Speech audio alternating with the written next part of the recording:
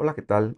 Soy el pastor Vladi de Visión de Fe en Guatemala y quiero agradecerle su sintonía a esta prédica semanal que se transmite desde nuestra congregación semana a semana. También quisiera invitarle a suscribirse a nuestro canal y por supuesto a visitarnos en las listas de reproducción del mismo, en el cual encontrará muchos otros videos de estudio de la palabra del Señor que seguramente colaborarán con su crecimiento. No está de más también invitarle para que nos siga en nuestras redes sociales de Facebook, Instagram, TikTok y X. Que Dios lo bendiga y espero que le hable en este video.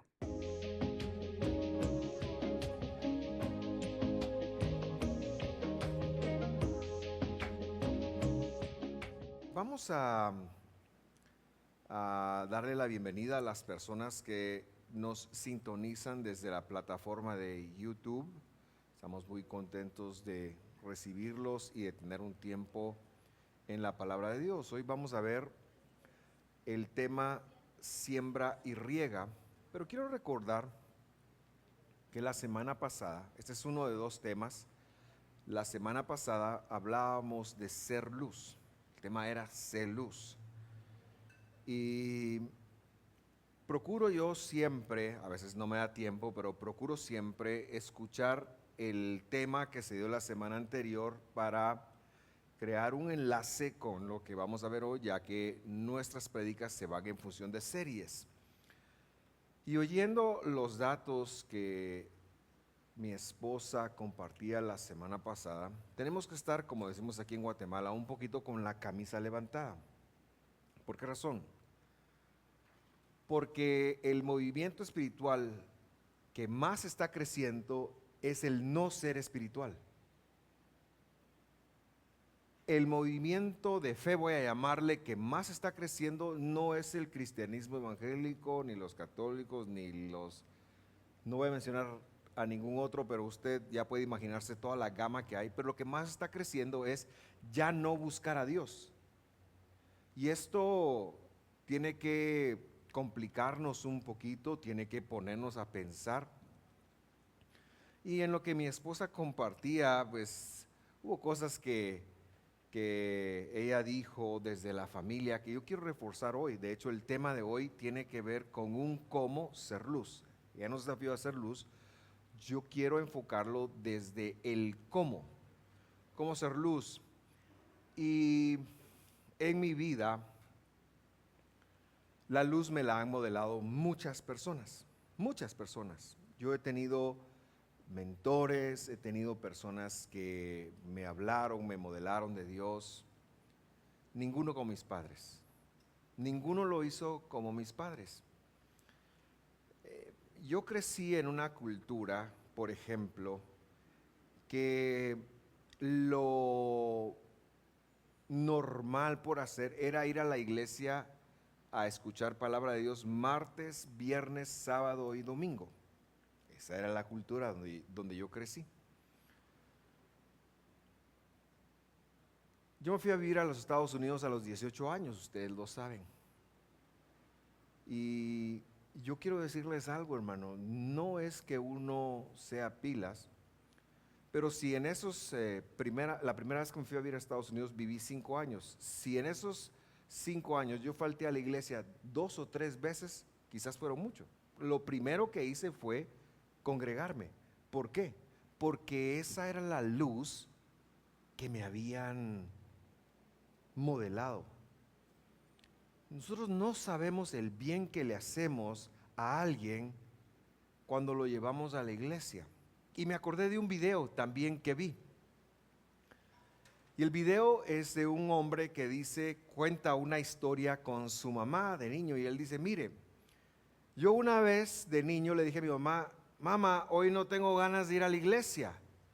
Y mi mamá me respondió, ok, hijo, está bien, no te preocupes, no pasa nada. Y entonces yo le pregunté a mi mamá, decía él, ¿quiere decir que que puedo no ir a la iglesia hoy? No, hijo, quiere decir que hoy vas sin ganas. Queridos hermanos, eso es luz. Eso es luz. Nosotros nos reunimos los domingos, pero el problema es que los domingos ya se empezó a contemplar, y esto se acentuó en la pandemia, como un día para hacer otras cosas. Y yo quiero removernos un poquito. Nosotros en la casa tenemos una costumbre, casi que el sábado en la noche ya ni nos ocupamos para el domingo estar frescos de lo que nos toca hacer. Ya casi no tomamos, a menos que se case uno de ustedes o se divorcie, entonces ahí lo vamos a celebrar, el matrimonio y el casamiento a poner paz, el divorcio a poner paz, ¿verdad? Para aclararlo. Entonces, yo quiero darle un seguimiento a esto porque tiene que ver con todos nosotros, tiene que ver con nuestras actuaciones. Y vamos a abrir la palabra del Señor en la primera carta a los Corintios, capítulo 3, versículo 6, ya que el tema se llama siembra y riega. No se llama siembra y cosecha, que es lo que normalmente se asocia con sembrar. Se llama siembra y riega. Y este versículo nos da 3 elementos y lo leemos. Yo planté, Pablo hablando, eso es sembrar. Apolos regó, otro ministro de Dios, es la segunda acción, pero Dios ha dado el crecimiento. Y el apóstol está entregándole una figura muy común a la gente en el primer siglo, en donde todavía no se ha vivido una revolución industrial y el tema económico pasaba por sembrar y por cosechar, pasaba por tener tierras. Quien tenía tierra tenía recursos. Así que, usando esta figura, Pablo toca el corazón de la gente para que entienda lo que es responsabilidad de un creyente. Y la responsabilidad del creyente es sembrar y regar. La responsabilidad del creyente en todos los ámbitos y las áreas de su vida es, los escucho, sembrar y regar. Muy bien. A veces pensamos que la tercera cosa de la que habla aquí, que es el crecimiento, también nos compete a nosotros, pero no. El crecimiento le compete a Dios. Porque el único que puede transformar, el único que puede cambiar la mentalidad, el único que puede hacer la obra es Dios.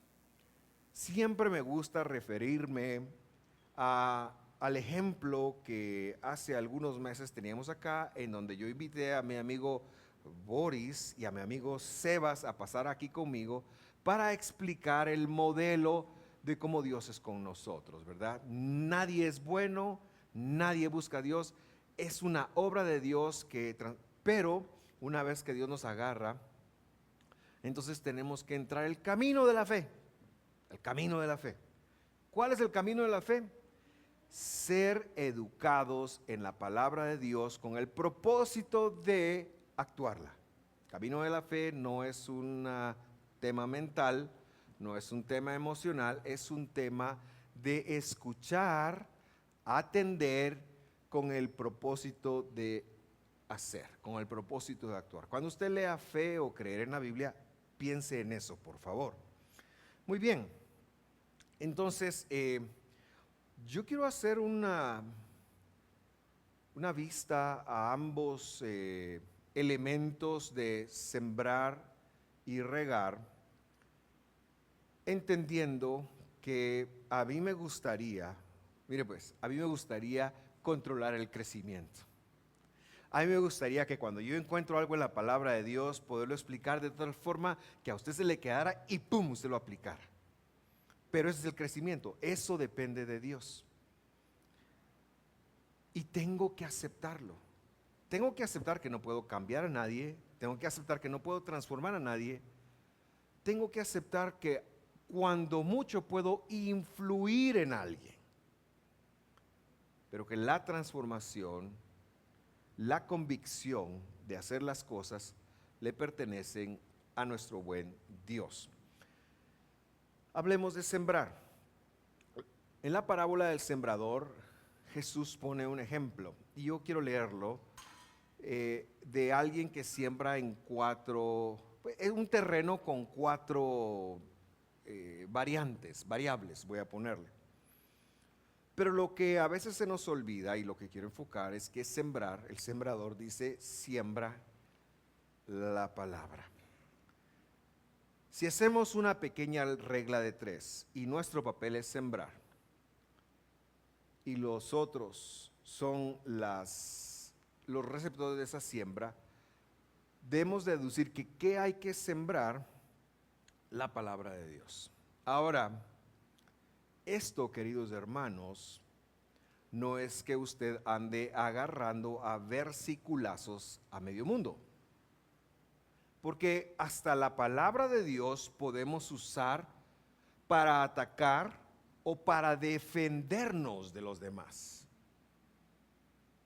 ¿Verdad? El debate eterno en el matrimonio, dice el hombre, es que él es la cabeza y la mujer se debe sujetar. Y el debate la mujer lo puede responder diciendo, claro, cuando seas como Cristo, yo voy a hacer eso contigo. ¿Y cuándo va a hacer eso? Nunca. Pero el punto es que eso sigue allí y eso hay que entenderlo bien. Y no nos ha de servir la palabra de Dios para debatir, sino para ser instruidos y para enseñar. Lo primero que quiero decir es que nosotros nos relacionamos con los demás en nuestra familia, voy a decirlo, en las interacciones en el trabajo, desde puras opiniones personales. Y sembrar implica que tú dejes por un lado tus opiniones personales y te pongas a relacionarte con los demás desde como Dios te ha dicho y como Dios te ha dicho, y eso está escrito en su palabra. Y no se trata de que, mira, vos, la Biblia dice que vos tenés que hacer tal cosa, entonces deja de hacer tal cosa. No me estoy refiriendo a esto, me estoy refiriendo a que tienes que conectar que todos los que están alrededor tuyo son un campo, son una tierra. Son una tierra. Y antes de entrar a corregir, antes de entrar a querer cambiar, debemos de transpirar la palabra de Dios. Debemos de cambiar la forma de ir con nuestra opinión, ir con nuestras expectativas, cómo quiero ser tratado, e ir desde la escritura. ¿Cómo corriges tú a tus hijos? ¿Cómo manejas un momento de ira? ¿Cómo manejas un momento bajo? ¿Cómo manejas tus momentos álgidos? ¿Cómo manejas tus... Bueno, aprende a hacerlo desde la palabra de Dios. Eso es lo que nosotros procuramos enseñarte domingo a domingo, viernes a viernes y sábado a la mañana a sábado a la mañana. Nosotros tenemos 3 emisiones de entrenamiento para tu vida. Y la idea es que si tú vas a convertirte en un sembrador, es que eso que tú escuchas se pueda reproducir. ¿Tienes dudas? Pregunta. ¿Tienes no claridad en las formas? Pregunta. ¿Quieres saber más? Métete a módulos. Sigue módulos a módulos 2. Eso, hoy tenía yo clase con la gente de módulos 2 y tratamos un tema intratable en el mundo cristiano evangélico del 2026.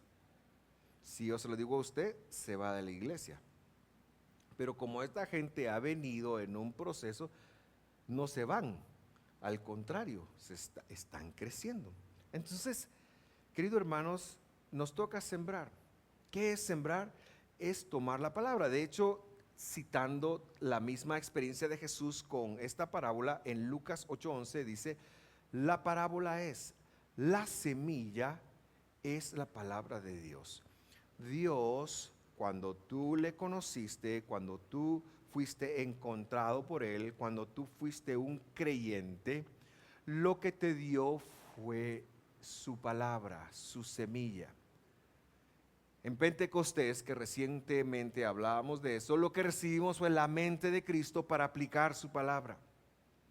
El Espíritu Santo operando en nosotros es la capacidad de aplicar la palabra de Dios. Es el poder de Dios para enfrentar la vida con el parámetro o plantados desde la palabra de Dios. Así que nos toca reproducir esto, nos toca sacar esto.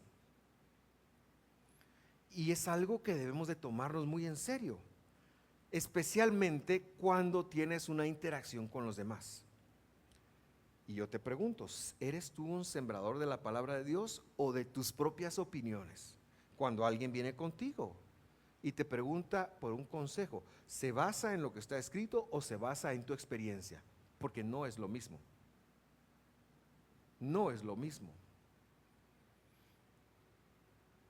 Cuando interactúas con tus hijos, ¿quieres que tus hijos sean como tú eres, como te enseñaron tus padres? ¿O cómo deberían de ser? Porque deberían de ser como está escrito. Así deberían de ser. O sea, esto es mover lo que es mi propia opinión. Dice la Biblia, no seas sabio en tu propia opinión. ¿Qué quiere decir eso? Que me debo de restringir, que me debo de someter a como Dios dice que debo de hacer las cosas. Por eso el evangelio es contracultural, porque me pide que yo perdone incluso al que me hizo daño y que lo suelte. Por eso es que no se puede hacer humanamente, no es una mera disciplina, es la palabra de Dios operando en nosotros. Y si tienes duda cómo aplicarla, pregunta, ora, pide sabiduría, pero pregunta, porque de eso es que debemos de depender. Cuando regañas a tus hijos o los corriges, ¿cómo lo haces? Mire, yo siempre he dicho que a nosotros no nos corregían, sino nos torturaban, pero yo agradezco esa tortura y le voy a decir por qué. Cuando yo hacía algo malo y me tocaba con mi papá, mi mamá era la de todos los días. Mi mamá, usted sabe, te voy a corregir, era un paletazo, era un jaloncito de pelo, de esas cositas buenas que pasan en todas las familias. Pero mi papá era yuca, hermano. Yuca quiere decir complicado. Porque yo llegué a soportar los golpes de mi mamá, en el sentido, no me golpearon en la cara, bueno, una vez, pero me la gané también. Eso se lo cuento otro día. Así que era un paletazo o un paletazo aquí en las piernas, mi mamá. Pero mi papá, cuando ya le juntaban las quejas, él llegaba el día sábado, nosotros vivíamos en una casa muy pequeña, éramos 4 hijos, yo varón con 3 mujeres, ya puede usted imaginarse, sacaba a todo el mundo del cuarto, agarraba la Biblia y me leía, mira mi hijo, la necedad está en el corazón del muchacho, pero la vara, dice el versículo, la apartará de ella. Yo no tengo vara, pero esto te va a ayudar, el cincho. Entonces luego me leía del arrepentimiento, luego me hacía ponerme de rodillas, confesar mis pecados y pedir, mira, es que vos pensás que estuvo bien que le hayas pegado a tu hermana. Sí, no, yo sí pensaba que estaba bien, que se lo habían ganado. Pero él me estaba corrigiendo.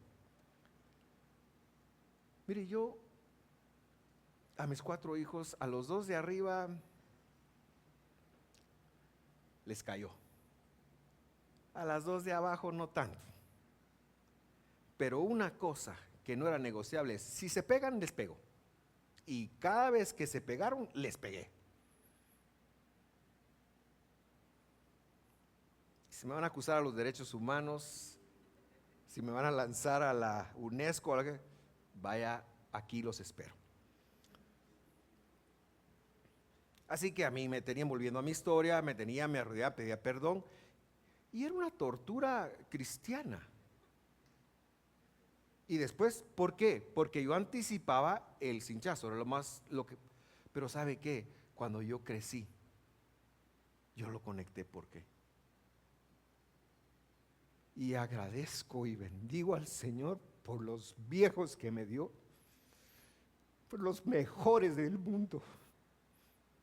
Los amo con todo mi corazón y recuerdo tantas cosas. Claro, la vida va cambiando. Ya cuando tenía yo 15, 16 años ya no me pegaban, pero la instrucción, las conversaciones, los regaños de mi madre, hermano.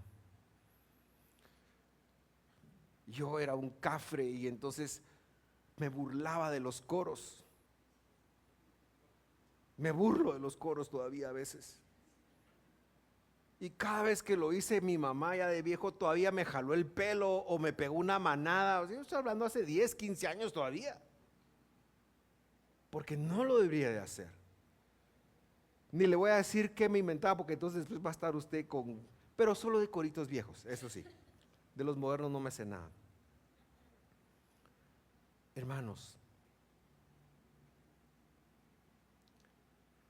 tiene que ir desde la palabra de Dios. Ahora, no estoy diciendo que tú agredas a tus hijos desde la palabra de Dios, no estoy diciendo eso. Yo te estoy contando mi experiencia. Esa fue la forma como se relacionaron conmigo. Pero sabe, yo bendigo al Señor porque mis padres, una no me dejaron pasar. Una no me dejaron pasar. Bendigo al Señor por eso, lo agradezco tanto. Saber qué sería yo. Hermano, yo me fui de mi casa a los 18 años a vivir a otro país con carta libre y a ver qué hacía. Me llevó la gran, ya saben quién usted, pero Dios me acompañó. Y la formación, el hecho de haber sido educado con el conocimiento que ellos tenían, de haber sido, y a veces ni siquiera era la interacción, era el modelar. Yo aprendí a amar a Jesús porque mi mamá lo amaba con todo su corazón. Yo aprendí a amar la palabra de Dios porque eso mamé, hermano, eso fue. Entonces, sí tenemos una gran responsabilidad nosotros de desarrollarnos con quien nos desarrollemos. Y por favor, patojos, no lo vean solo, ya vi esto, no, ustedes empiecen ya. Porque Pablo dijo, ninguno tenga en poco tu juventud. ¿Qué quiere decir eso? Ya papá, ya vas tarde. Si pensás que hasta cuando seas grande tenés que obedecer a Dios, tenés que temer a Dios, ya vas tarde. Ya vas tarde, hermano. Ya vas tarde si no te agarras ese yugo sobre tu vida. Jesús dijo, mi yugo es fácil. Un yugo nos toca llevar. ¿Y sabes cuál? Es el yugo de la interpretación de Jesús de su palabra. La riega, porque el tema es la siembra y la riega, ¿va? No estoy hablando que alguien la regó, la riega. ¿Cuál es la riega? Que es el otro contexto. Vamos a Deuteronomio capítulo 32, versículo 2, y este dice, es Moisés en una poesía hablando de parte de Dios. Gotee como la lluvia, mi doctrina, tradujo la Nueva Biblia de las Américas. Yo le puse ahí la palabra likhi, que es la palabra que sale ahí, y se la voy a interpretar después. Destilará como el rocío mi dicho, como la llovizna sobre la grama y como las gotas sobre la hierba. Es Dios que está hablando de que Él va a regar. Ahora, ¿cómo riega Dios? ¿Qué es lo que Dios está regando? Dios está regando su palabra. Querido hermano, procuramos no perdernos una cita con el doctor, una cita con el amor, una cita de negocios, una cita universitaria. Pero cuando se trata de Dios, ¿tenemos la misma pasión de atender a sus citas? Usted es citado todos los domingos, usted es citado todos los viernes en la noche, usted es citado todos los sábados en la mañana. Lo bueno de los de viernes y sábados es que lo puede ver en diferido, pero usted es citado. ¿Le estamos dando la misma importancia a Dios que a las demás citas? Me llega un hombre que hace videos criticando a otros pastores y tienen un su meme que dice, dudo, dice eso. esto es una exhortación para nosotros. ¿Por qué razón?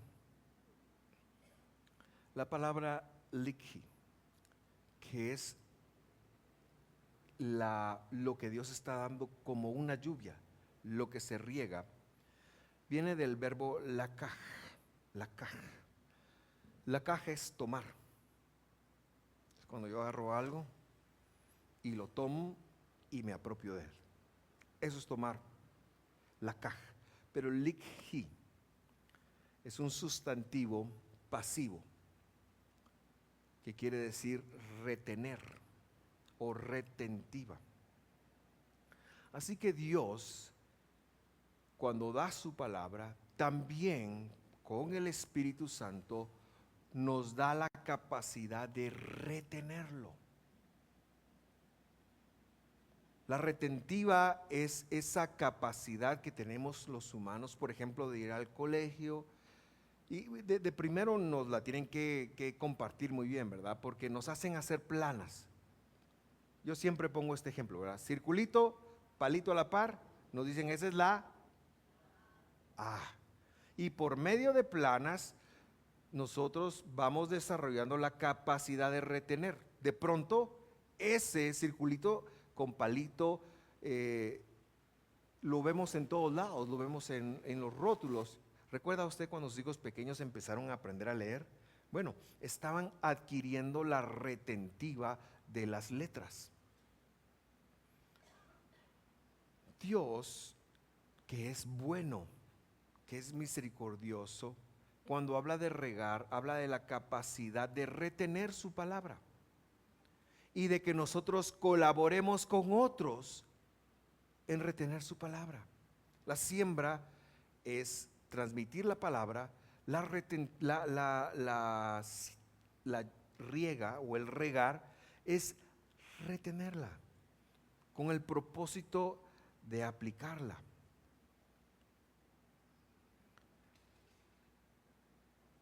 Y en esto funciona más el modelarlo, el demostrarlo.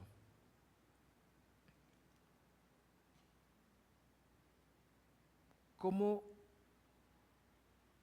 aprenden sus hijos a ser creyentes?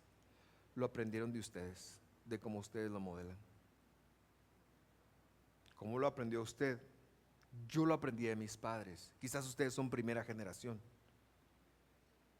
Bueno, hay que regar y regresar a la siembra. Pero el resto es un modelar. Ahora, no es modelar el buen comportamiento, no, es modelar lo que está escrito. No me canso de eso, es modelar lo que está escrito. Es que yo sujete mi mente a lo que está escrito para vivir de esa manera. La retentiva viene por medio de la repetición. Así pues, dice la Escritura, que la fidelidad es del oír, pero no es cualquier oír. Y el oír es de la palabra de Dios. Y entonces, nosotros regamos el corazón de los demás cuando lo que estamos sembrando lo modelamos. Usted es el principal profeta, apóstol, si le gusta esa palabra, ¿no? Educador de sus hijos, con cómo usted se comporta con ellos, no con lo que les dice. Usted es el principal educador en su trabajo, con cómo usted se comporta, en su casa, con cómo usted se comporta, no con lo que dice. Por eso tenemos que sembrar y tenemos que regar.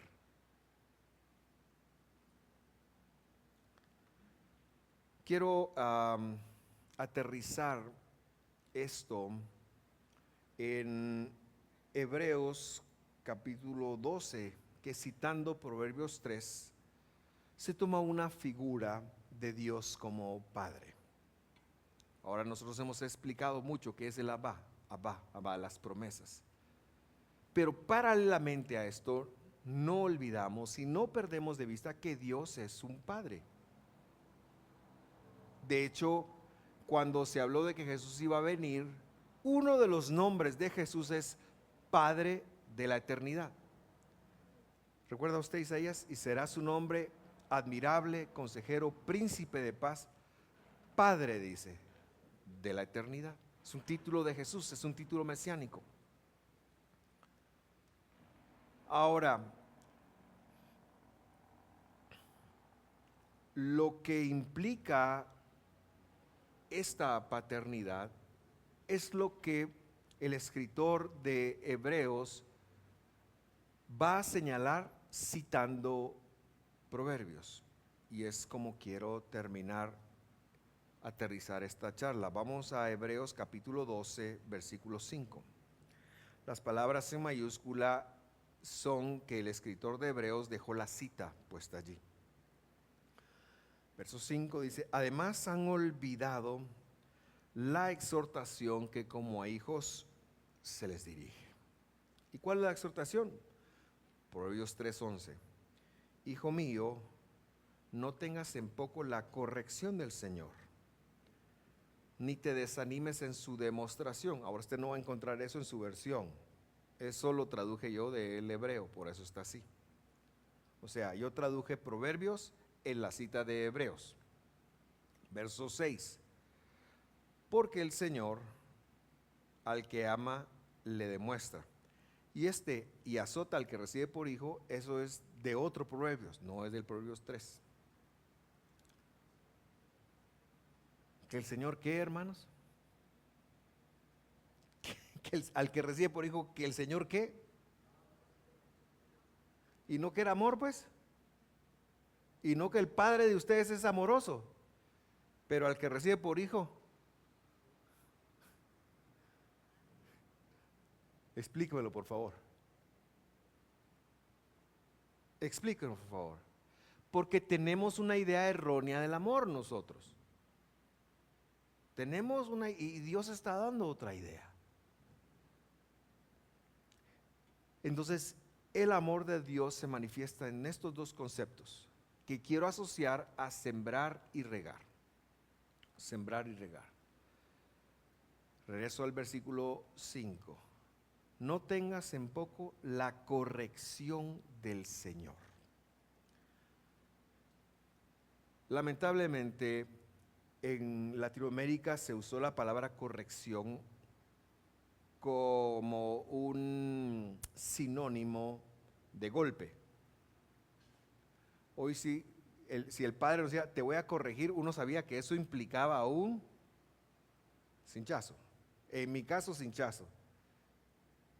En el caso de mis hijas, una bofetada con manopla. No son bromas. Es broma. Así que ustedes la tienen bien. Entonces tenemos esa idea de que la corrección es dolorosa. ¿Y sabe qué? La bíblica sí lo es, pero para el ego. Sí es dolorosísima, pero para el ego. La palabra corrección es la palabra musar. No sé si alguna vez la ha escuchado usted. Musar también se puede entender como la ética de Dios. Y la corrección divina no es otra cosa más que si tú vas por esta senda y la senda correcta es esta, la que delineó su palabra, son aquellos toquecitos de Dios para que tú hagas caso. Esa es la corrección. Cuando somos obstinados, un toquecito de Dios, le voy a hablar un toquecito de Dios. La palabra toque en hebreo se dice noga.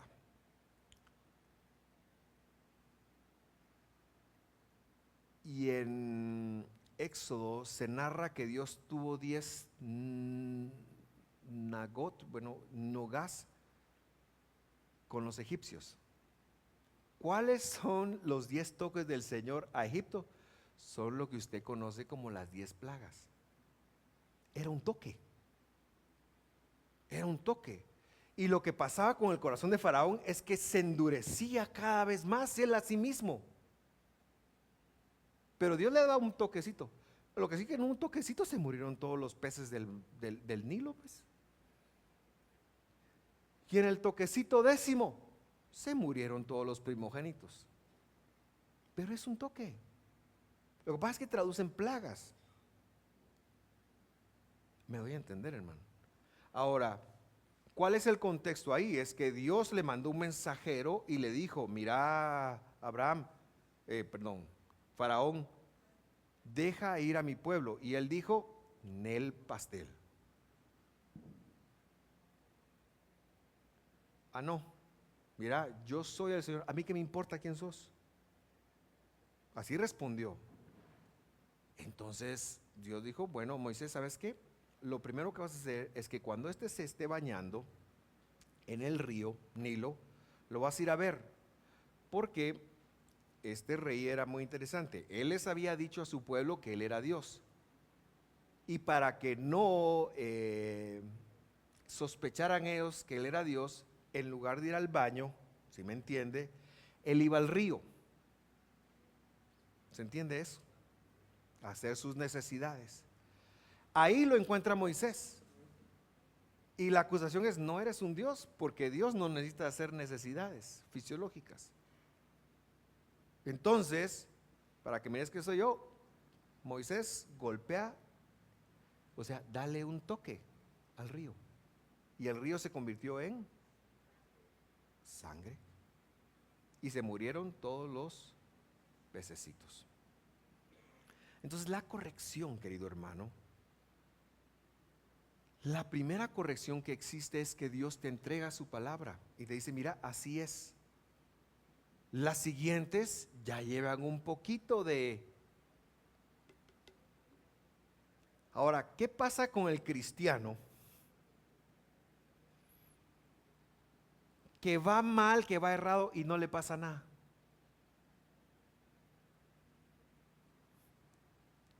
Será cristiano, pero hijo no es. Tiene una religión nada más. Eso es duro decirlo. Eso es duro decirlo. La demostración es la segunda palabra que quiero mostrarle a usted.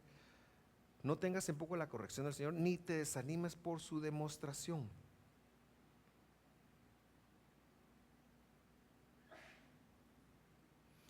La demostración de Dios sucede en medio de la corrección de Dios, de los toques de Dios. Y es que Dios te da oportunidades para actuar como Él, de otras personas. Así que si la corrección es la siembra, la demostración es la riega. Hoy leíamos Hebreos 11:1 con los hermanos de la clase. Se lo quiero leer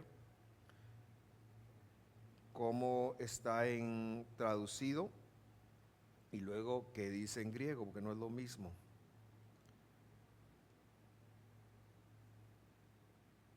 Dice la Nueva Biblia de las Américas: ahora bien, la fe es la certeza de lo que se espera y la convicción de lo que no se ve. Una Biblia que me gusta a mí, pero que está en inglés, dice: ahora la fe es la sustancia de cosas que esperamos, la prueba de lo que no se ve.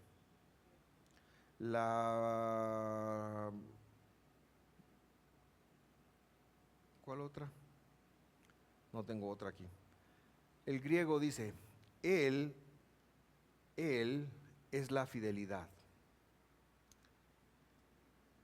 Y es la última instancia de lo que se espera. Y aquí el cristiano debería preguntarse, ¿qué esperamos? Si Jesús es la última instancia, ¿qué esperamos? ¿Qué es la esperanza? Cuando usted vea la palabra esperanza en la Biblia, se está refiriendo a una cosa específica. Se está refiriendo a la vida eterna.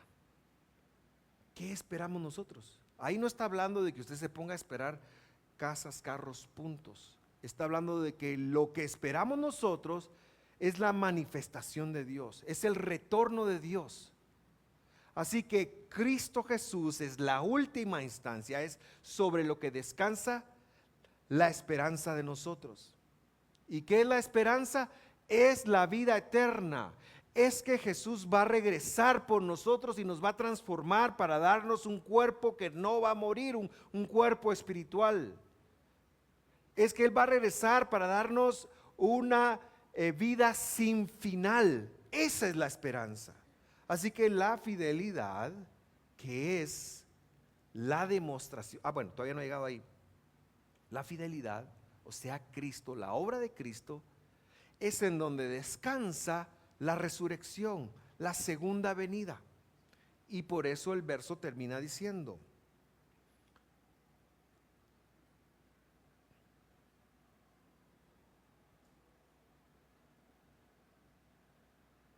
la demostración,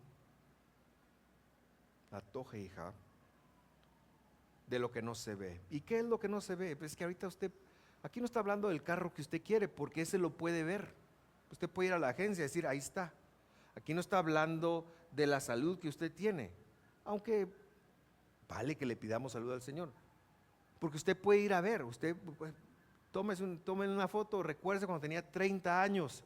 En mi caso, pues ustedes no han llegado a 30 años, pero cuando tenían 15 y no pasaban mal de ninguna pena, eso lo podemos ver. Pero lo único que no se puede ver, queridos hermanos, todavía, porque usted si quisiera ver a Marte, ya lo puede ver. Hay un robotío allá que le manda la cámara de Marte. Si quiere el espacio ya lo puede ver. Váyase a verlo en un telescopio. Pero lo que no se ve, lo único que no se ve, es que Jesús va a regresar, va a irrumpir desde los cielos, a terminar con todo el mal y a darle sentido a esta vida que empezó a mal cuando Adán y Eva le dieron el espacio al pecado, nos vendieron al pecado. Él va a regresar para acabar el mal, Él va a regresar para acabar la enfermedad, Él va a regresar para acabar con todo lo malo, con la escasez, Él va a regresar. Y en la vida eterna, en la resurrección, vamos a vivir la plenitud que usted no se imagina. Pero no todos, solo los hijos. Solo los hijos. Solo los hijos. Querido hermano, yo termino ahora sí haciéndote un llamado, un desafío. Sé luz. Sé luz. Yo sé que tenemos problemas, pero en medio de tus problemas, sé luz. Yo sé que la enfermedad a veces nos pega, pero sé luz. Yo sé que estamos trompudos, que estamos deprimidos, que somos tercermundistas. Yo sé que Guatemala no fue al mundial y ya va a empezar el mundial y solo nos van a restregar en la cara que nunca hemos ido al mundial y que esta era la mejor oportunidad para ir a un mundial y que a lo mejor nunca vayamos a un mundial. No lo sé, no me importa. No me importa. Quiero que vayan, sí, pero no me importa. Mi vida no depende de eso.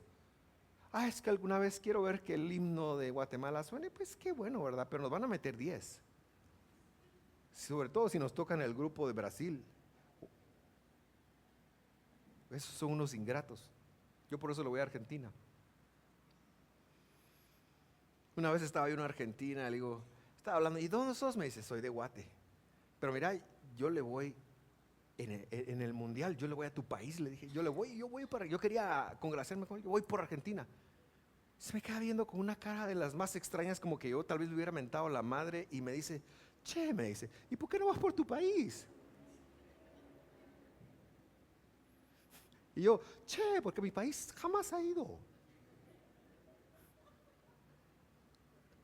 Pero no se lo dije, pues solo lo pensé.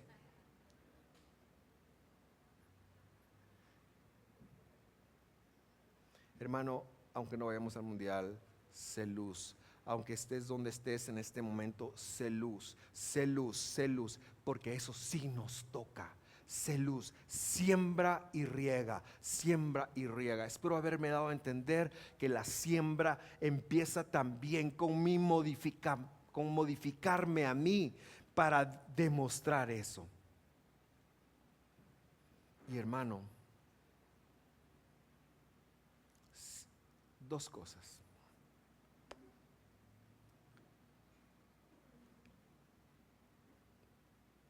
Por todos los medios, el enemigo va a querer apartarte de la palabra de Dios.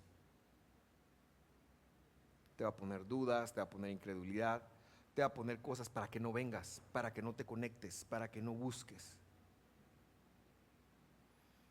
Has de saber que nada que pone un tropiezo a tu vida para buscar a Dios, viene de Dios. O te lo pones tú o te lo puso el enemigo.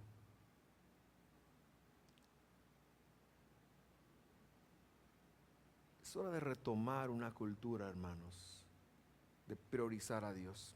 Número uno. Y número dos, esto no es solo para ti.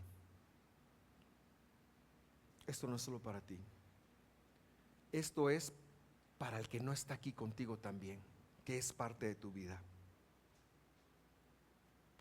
Así que siembra una invitación. Ya el otro domingo sería muy bueno que lo trajeras. Ahí miramos qué hacemos. Pero ya el otro domingo ya tienes una oportunidad de hacerlo. Porque eso sí tiene que ver contigo. Sí tiene que ver contigo. Sí tiene que ver conmigo. Queridos hermanos, sé luz. Conéctate con Dios e invita a otros. Ay, el pastor Vladi me caía mejor antes que ahora. Yo le voy a decir una cosa, me miro al espejo y digo, a mí yo también me caía mejor antes, cuando era más joven.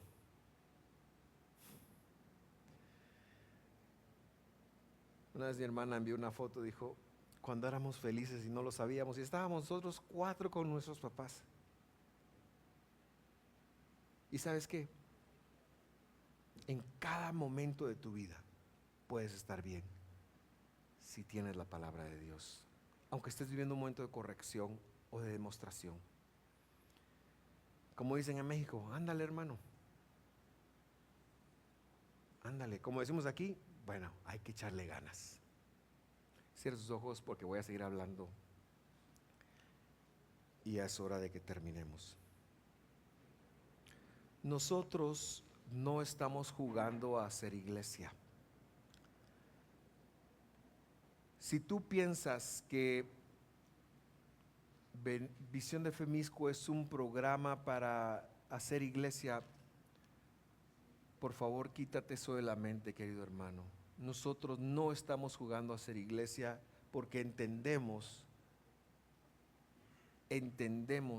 que esto es un asunto de vida o muerte, que tu vida vale. Por eso yo he sido muy enfático y quizás confrontativo hoy en decirte, tienes que mejorar en la siembra, tienes que mejorar en buscar a Dios, en atender su palabra.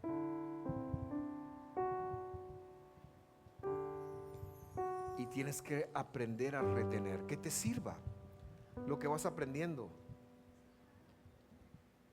¿Sabes cuál es el problema de las religiones? Es precisamente ese, que te enseñan una creencia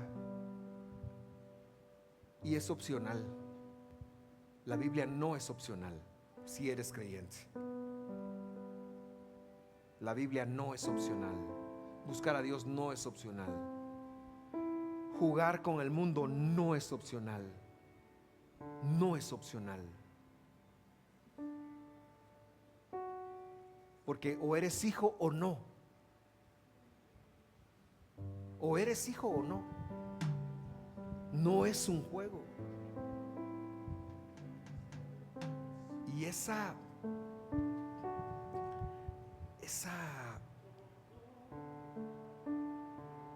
radicalidad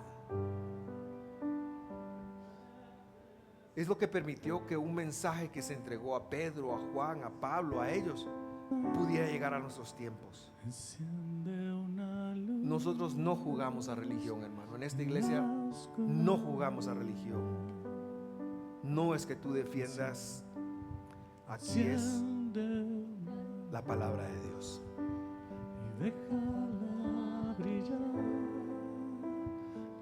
Yo quiero animarte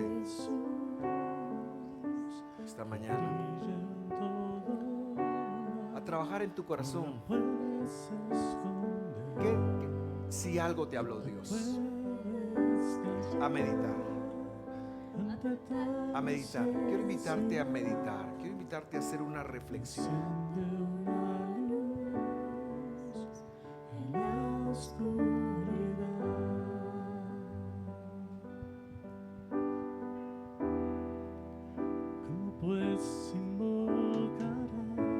De verdad, hacer una reflexión. Mire usted, pregúntele a mi esposa, pregúntele a mis hijas. Así como es aquí, así es en la casa. Así es en la casa. Estoy contento de que yo puedo decir, pero mi casa y yo serviremos. Ahorita estoy queriendo que mi casa se expanda a otros, a otras, por medio de la enseñanza, para hacer claro.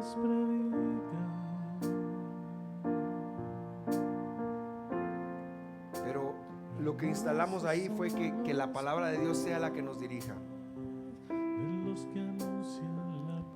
No es perfecto. Fallamos muchas veces.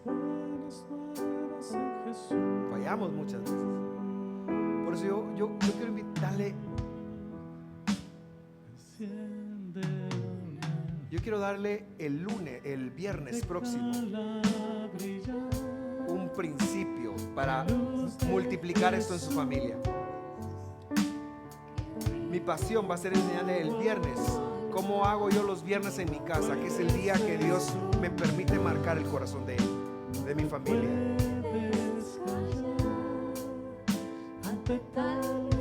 Así que no deje de venir, no deje de inscribirse. Oremos. Y buen Dios, te damos gracias por esta charla. Te damos gracias por este tiempo y que desde tu palabra hemos aprendido, Señor, nuestra responsabilidad es sembrar y regar. Yo te pido que tú trabajes en el corazón de cada uno de nosotros, que nos instruyas, que nos hagas entender que esto es inclusivo, que es para preguntar, que es para crecer, que no saca a nadie, que no es exclusivo, al contrario, es para todos los que estamos acá y tengamos un crecimiento en ti y en tu palabra. Eso lo pedimos, Señor, en el nombre de Jesús. En el nombre de Jesús.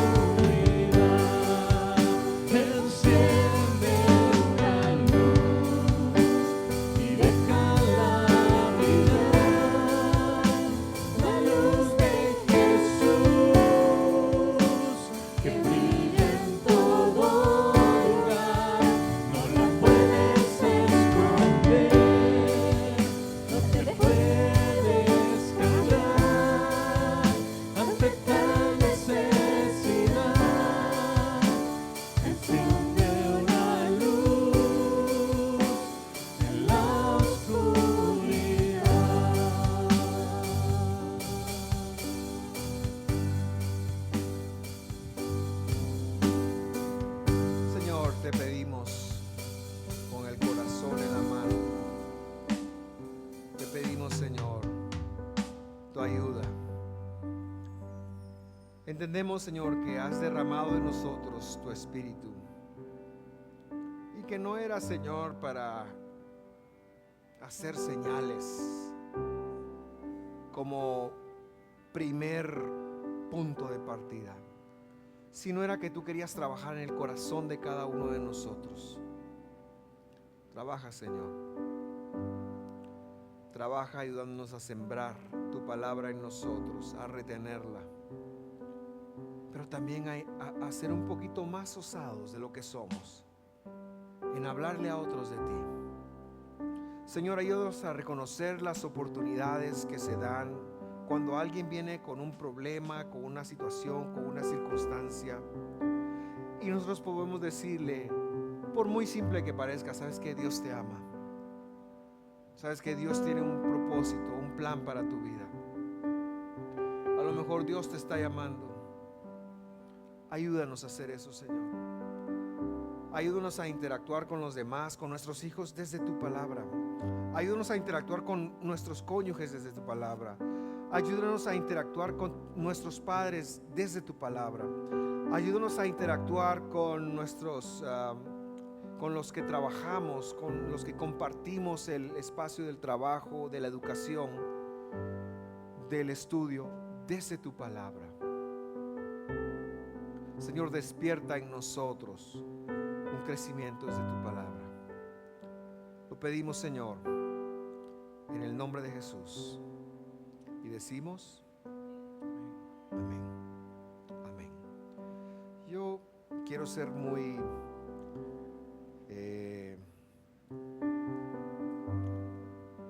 no sé ni qué quiero ser, pero lo que le quiero recomendar es que escuche esta prédica otra vez. Sabe que, volviendo a la corrección que yo tuve de niño, me sirvió más eso que los cariños. Los cariños son agradables, fueron agradables. Mi papá era muy cariñoso. Mi mamá tenía otra forma de mostrar su amor. Ella era cuidándolo, cocinándolo a uno. Pero me sirvió más su reprensión que sus cariños. Porque el corazón, mi papá tenía razón, porque está en la Biblia, el corazón del muchacho está ligado al mal. Y solo la vara, la palabra de Dios, la apartará de ella. Yo los envío a agarrar a cachimbazos a sus hijos. No son bromas, eso ya es nada más mío. Les envío un fuerte abrazo a ustedes, queridos hermanos que nos sintonizaron. Esperamos la próxima semana. Estaremos de celebración y será un gran gusto tenerlos con nosotros. Hasta pronto.